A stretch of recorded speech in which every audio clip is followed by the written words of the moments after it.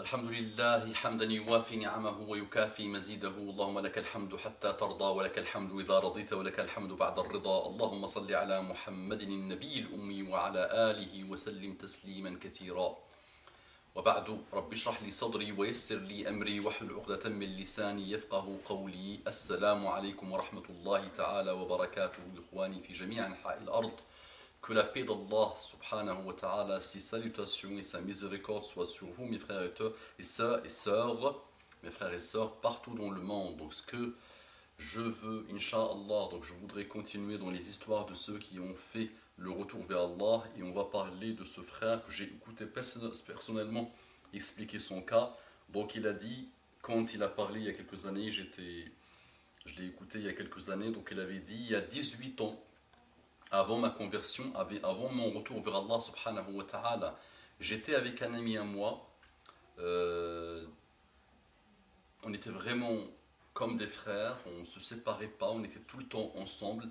Cet ami à moi maghrébin, on aimait bien l'alcool, on aimait bien les filles, on aimait bien toutes les choses de la vie, toutes les dérives de la vie, et on aimait quelqu'un plus que tout le monde, plus que toute chose, plus que nous-mêmes, qu'on l'adorait. On était même presque en train de le vénérer. Donc on aimait un chanteur qui s'appelle, que vous connaissez tous sûrement, Johnny Hallyday, donc, qui était vénéré par nous. Donc ce frère aimait beaucoup avec son ami maghrébin, il le vénérait, donc il disait qu'ils avaient ses photos partout dans leur chambre, ils le suivaient à la trace, ils aimaient bien ses chansons, ils les écoutaient à longueur de journée. Ils le suivaient à chaque fois qu'ils pouvaient le suivre dans ses concerts. Donc vraiment, c'était leur raison d'être. Vous savez aujourd'hui qu'il y a des gens qui adorent des humains, donc des humains qui adorent des humains. Donc ce monsieur a parlé, il a dit, je suis moi-même un adorateur. J'étais à l'époque un adorateur de monsieur Johnny Hallyday avec mon ami, on l'adorait.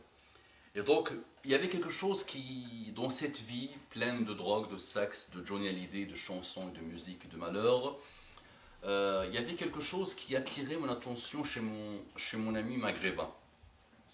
Lui, quand on buvait l'alcool, on était vraiment complètement à côté de la plaque, ivrogne, voilà.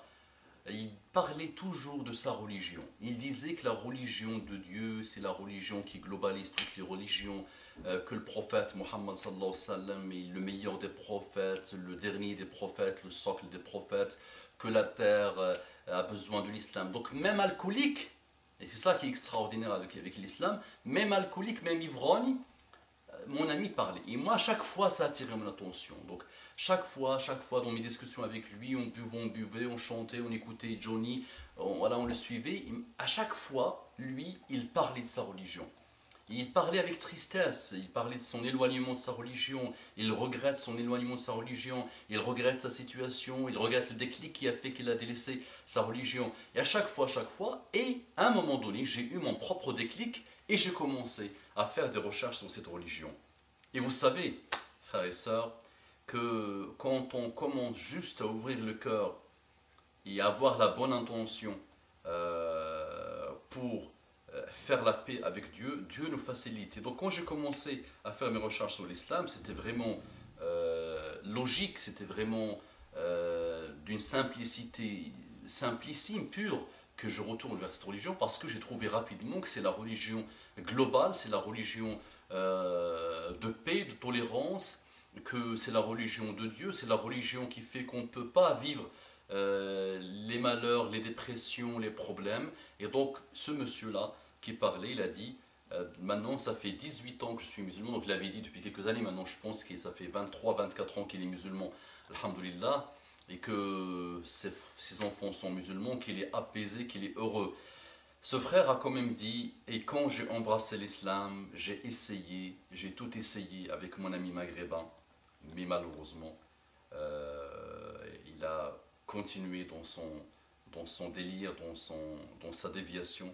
Et depuis, il dit quelques années après, depuis j'ai plus de traces de cet ancien ami, de cet ancien frère que Allah a mis malgré sa déviation, et il a été la cause du fait que j'ai embrassé l'islam. Donc il a demandé à Allah subhanahu wa ta'ala de guider son ami, et aujourd'hui je le demande moi-même, qui est en train de faire ce rappel à moi-même et à vous. Je demande à Allah subhanahu wa ta'ala de guider ce frère qui a été la cause, de la guider, de ce frère qui maintenant musulman, alhamdoulilah, soumis à Dieu depuis quelques années.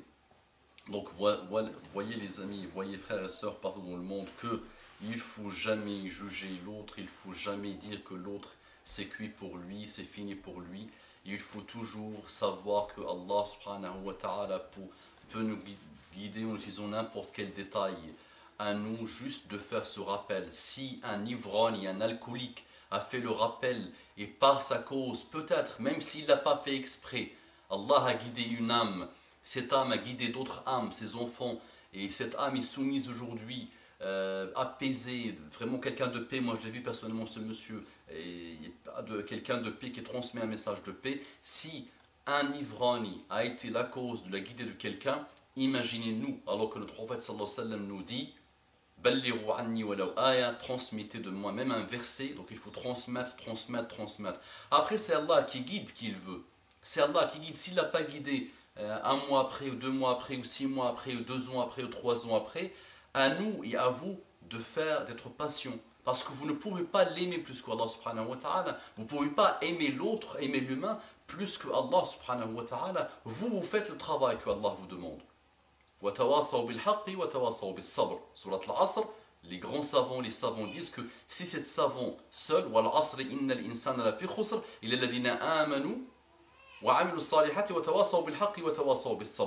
donc cette sourate, la sourate du temps, de l'époque, celle-là, les savants disent que si toute seule est descendue, elle aurait pu suffire.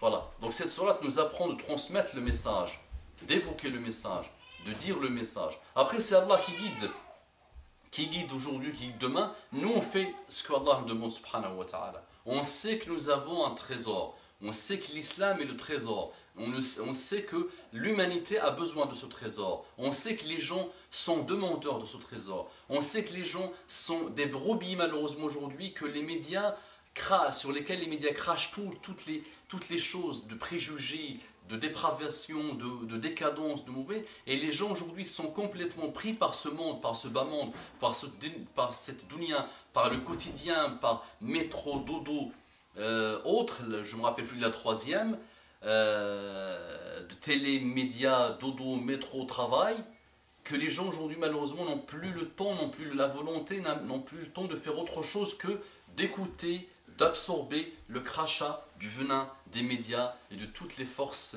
satanico-médiatiques de la planète. Donc à nous, Inch'Allah, de transmettre ce message d'Allah subhanahu wa ta'ala, d'aider ces gens, d'aider nos frères et sœurs partout dans le monde, d'aider les musulmans eux-mêmes, parce que beaucoup de musulmans aujourd'hui sont éloignés. L'état des musulmans de la planète d'aujourd'hui ne s'explique que par une seule chose, c'est l'éloignement d'Allah subhanahu wa ta'ala. Le fait qu'on a vidé nos cœurs, nos cerveaux, notre vie, nos familles, nos maisons, nos villages, nos pays, nos villes, on a vidé tout ça de la profondeur du message d'Allah subhanahu wa ta'ala. À nous de faire ce retour. Inna Allah la yughayyiru ma biqawmin hatta yughayyiru ma bi anfusihim. Allah ne changera pas ce qu'il y a dans les gens tant qu'ils ne se sont pas changés eux-mêmes. Donc à nous de faire cet effort. À nous, Inch'Allah, d'être la cause de la guidée de beaucoup de millions et de millions d'âmes qui ne veulent que ça, qui ne veulent que faire la paix.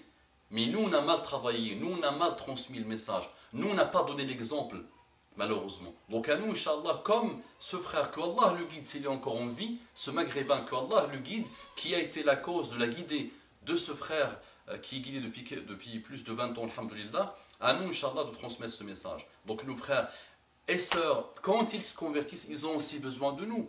Ils ont besoin qu'on les prenne de leurs mains, qu'on les entoure, parce qu'ils vivent leur islam parfois difficilement. Quand les familles sont anti-islam, quand les familles sont islamophobes, ben celui qui se convertit, le pauvre, il peut aussi vivre une guerre atroce qui peut le faire revenir vers les obscurités de la non-guidée malheureusement. Donc à nous, Inch'Allah, de faire cet effort, de transmettre et aussi d'accompagner nos frères et sœurs qui embrassent l'islam, que Allah guide l'humanité, que Allah guide l'humanité, que Allah guide l'humanité. أقول قولي هذا واستغفر الله لي ولكم فاستغفروه إنه كان غفارا رحيما وصلى الله وسلم وبارك على سيدنا محمد وعلى آله الطيبين الطاهرين.